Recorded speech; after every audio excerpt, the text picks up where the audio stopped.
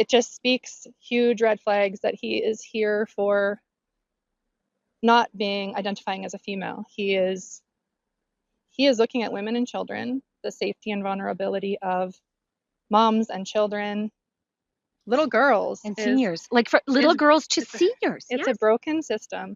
Do you think there are any right reasons for men to be in the ladies' washroom? Definitely not. No, I think that everybody should be like separated by their gender. I don't think anybody should have any rights. Yeah.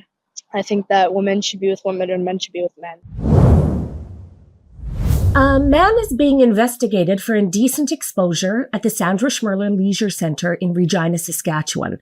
The same man, Bev, described to us in episode 3. The city of Regina dismissed the women. Inclusive DEI policy sided for the man. Hundreds of potential victims. Babies, grandmas. For weeks, nobody listened. Rebel News showed up in the parking lot between Aquasize and toddler swimming lessons and caught the guy in the parking lot. And we have the exclusive video. Today, we have an update about the terrible continuation of abuse at the Lise Merle Leisure Centre in Regina. We learn what the city has to say for itself and how the disgraced Regina Police Service is living up to its reputation after nobody listened to Bev. For weeks, the city of Regina did nothing on behalf of these women despite their repeated and traumatized requests. This is Chantel.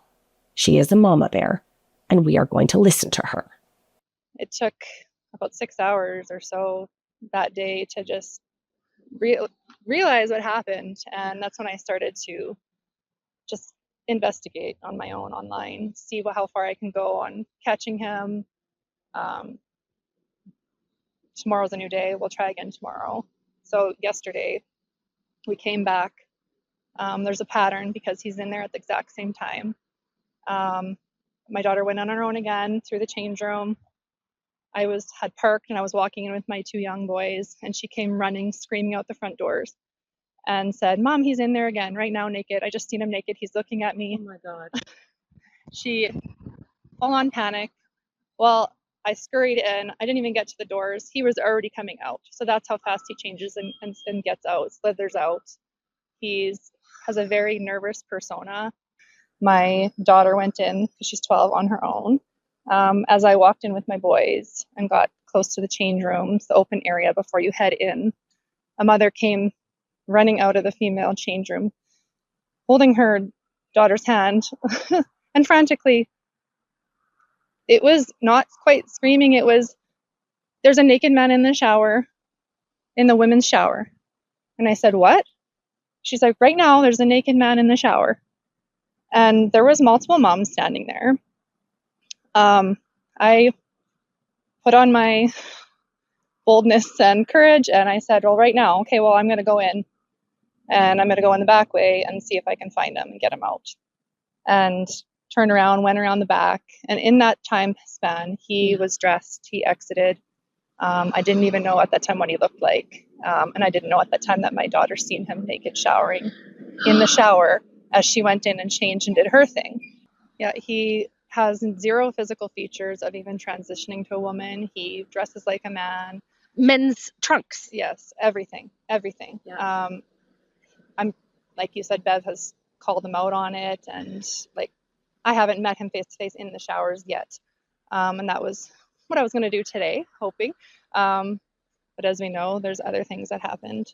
I don't know if we want to share those details. Yeah. Yeah. So Lise was here, and my father showed up for some support, and I had given you guys a physical description of him yesterday, and you spotted him. He was coming out after only being in there for 6 minutes. Yeah. He arrived at 9:30. He went in the building and he came out at 9:36. He was in the building for 6 minutes. Yeah. So he was parked right by your van. So something stirred him, spooked him, whatever it was. He came out. My dad presumed to chase him down, I guess, follow him. And my dad said there were some points down our Prince of Wales that he was going 100 kilometers an hour trying to catch him. He blew a red light, lost my dad. It just speaks huge red flags that he is here for not identifying as a female. He is He is looking at women and children, the safety and vulnerability of moms and children, little girls And is- seniors, like for little is- girls to it's a- seniors. It's Yes. a broken system. What, Harold, what do you know about what's happening here? Well, I heard the report yesterday. Apparently, there was a male fellow that was totally undressed, went into the women's washroom, and I was appalled that the staff didn't do anything. And, I want to say that I love everyone, and I love this individual, but this is not what should be happening. And I have 20 grandchildren 20 grandchildren. and 12 great. And if this happened to one of my grandchildren, I would be very upset.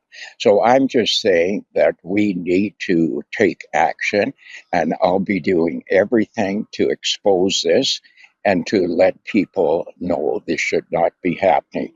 Chantel has some of her kids in swimming lessons at the Lise Merle here, and I guess one of my granddaughters was in changing, and there was some guy that decided it was important to drop his towel and show her all his privates, and she was kind of taken aback and didn't know what to do. But In nature, it's universally acknowledged that mama bears who invest heavily in both time and resources in the raising of their cubs will react defensively, and if necessary, with ferocity, if threatened. Chantel should be commended for her commitment to her family. And for every person saying, "Where are the men?" or "If that was my daughter," Cliff is the guy we've all been waiting for. We find out exactly what happens when DEI is prioritized over biological sex, and how when women aren't listened to, children become the targets. The accounts of the women and girls at the Saskatchewan Leisure Centre are strikingly similar. And at the pool this week, something happened that never happened before. Can you tell us sort of what happened to you, honey? Well, a man, probably in his 40s or 30s, he was in the woman's bathroom showering, and nothing on, and he was just trying to hide himself, and he was looking at me when I was walking past him, and I just don't think he was in there for the right reasons, and yeah, he was just in there. Do you think there are any right reasons for men to be in the ladies' washroom? Definitely not. No, I think that everybody should be separated by their gender. I don't think anybody should have any rights. Yeah. I think that women should be with women and men should be with men. Yeah. What'd your mom say? She was going in there. She asked me where he was, and I came running back in, and he was already got his shoes on. He was definitely trying to get out of there because he probably knew that I saw him. So my mom just tried to get in there really fast, but he was already just speeding out, and he was my mom said, "Stop going in the ladies' washroom," and he turned around and he went even faster to his car. Did. Yeah, I think they're just brainwashed, Regina rules. They're brainwashed into, let's let everybody into wherever. And I just think it's not okay, because I don't feel safe when you're supposed to feel safe. If he's the only one safe, then he's just making every other woman / girl not safe. So it's better to have other people safe than just himself. I think it's stupid. Cliff is a farmer and Chantel's dad and a quintessential Saskatchewan man. After learning his daughter and grandchildren had been impacted in the female change room, he got up extra early and drove from the farm to the city, all that so his baby wouldn't have to catch the guy by herself for a third day in a row. I captured the moment Cliff and I met when the man, later confirmed by witnesses to be the guy, passed right beside us in the Saskatchewan Merle parking lot. He had parked right behind me and had entered the building exactly 5 minutes before. When I realized the person Bev and Chantel had described was right behind me, I hit record. Here he is, walking in at 9:31. Shorter in stature, pale, wearing a wide-neck t-shirt, khakis, black sandals and a baseball cap, and a beat-up Chev pickup truck with rusty wheel wells, carrying a black nylon backpack by the top handle.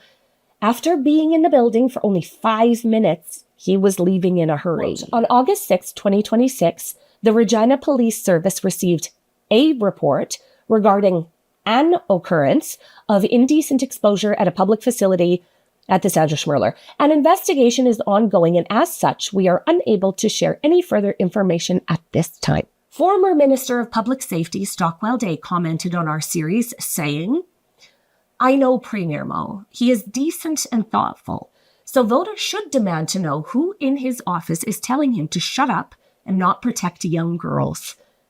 But here we are. So now let's listen to Scott Moe. You get any downtime in summer? This is actually supposed to be the break, or at least a bit of a break for provincial politicians. The last 6 months, since we were in China in January, have been likely the busiest 6 months since I've been elected. For good reason. There's a lot of chaos and uncertainty in the world. But in amongst all of that uncertainty, there's some tremendous opportunities for our province. When the focus is on the big weighty issues of the world and only the stories the MSM allows, it's really easy for little stories like these to get lost, censored, and outright ignored, because it's not in the best interest for the bureaucracy to tell Scott Moe what they've been doing in his absence, which is failing the people of Saskatchewan, how they're injecting bad federal policy into our local communities, and how it's been harming the people of Saskatchewan. It's not in their interest to acknowledge that every minute wasted on the feds is a minute stolen from the people of Saskatchewan.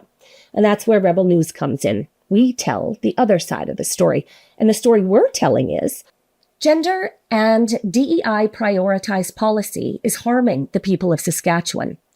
Events like what happened at the Sandra Schmerler Leisure Centre are a 911 level emergency for the women that they are happening to, and they're happening in every corner of the province.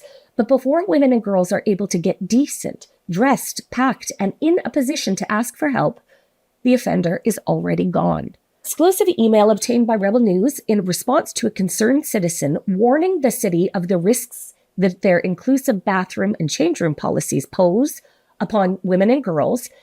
Acting City Manager Jim Nickel replied in January 2026, quote, "Any appropriate conduct will be addressed promptly and seriously," unquote. According to victims, City of Regina staff running an LGBTQ and trans-friendly facility facilitated this series of events for weeks. Rebel News reached out to the City of Regina for comment, and this is what they say. The city takes concerns regarding conduct and behavior in its facilities seriously. The city is conducting an internal investigation and is cooperating with the Regina Police Service, which is also investigating this matter. Residents are encouraged to report concerns to staff immediately so that they can be assessed and investigated at the time of the incident. Mason Elford, Media Relations Consultant. The best part of Mason's email is that he doesn't have pronouns in his bio. Women did report their concerns to staff immediately and were completely dismissed. Outright contempt was shown to them. And the solution that the city suggests is to re-report the most disturbing thing that's ever happened to them to the same staff who abuse them of their rights to same-sex spaces as laid out in Section 12, Sub 2 of the Saskatchewan Human Rights Code. Every standard and by every measure, this is an unacceptable response. DEI has prioritized the safety and security of the deviant men, subjected women and children to the most despicable kind of abuse, and the bureaucracy is enabling it. According to multiple witnesses, the thing the City of Regina staff is most concerned about isn't the women being preyed upon in the change room. It's protecting their own jobs. Watch how agitated they are if they're asked at bare minimum if they're keeping a record of the women's complaints. Hi. I'm Lise Merle with Rebel News. There's no And comment. we are, sorry? You can phone the City of Regina. There's no comment. I see your.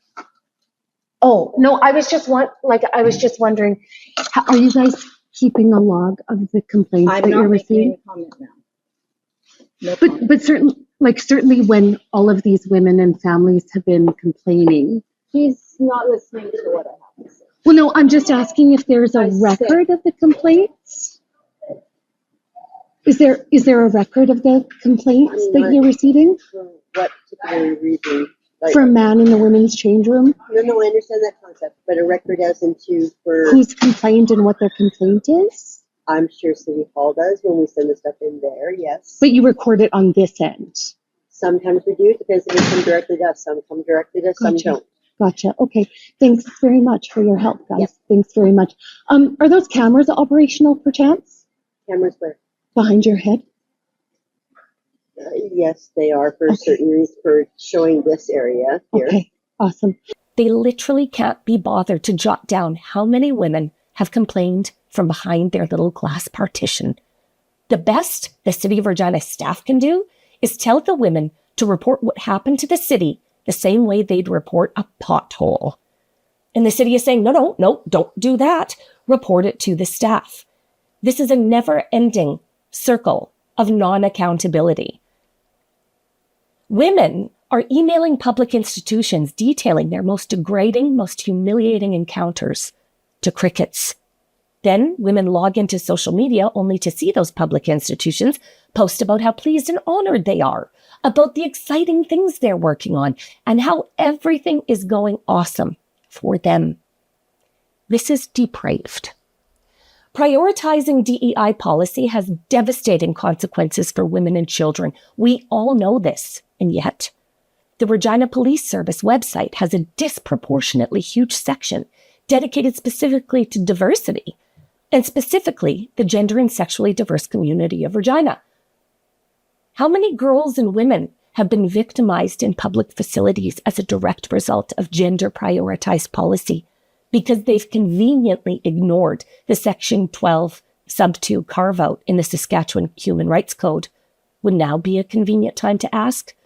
Can the public trust two institutions, the City of Regina and the Regina Police Service, both of whom have official partnerships with the sexual and gender diversity crowd, to investigate this themselves and take appropriate action? Some would say that their official partnerships with the gender community disqualifies them. Because what listening to the women of Lampman and listening to the women of Regina has taught us is that the presence of one man in a female-only space has the ability to abuse, displace, and violate the rights of hundreds of females per facility. And the facilities union activists are siding with the men. It goes without saying that only those who protect girls and women by prioritizing them are worthy to serve the good and decent people of Saskatchewan. Because here we acknowledge that mothers and babies deserve respect for the bond that sustains life, space to nurture without interference, and the recognition that protecting the vulnerable is nature's oldest law. Are we willing to sacrifice the innocence of our children on the altar of DEI and radical gender? Let me know in the comments. I'm Lise Merle in the Queen City for Rebel News. Learn the truth about radical gender by visiting transmadness.com.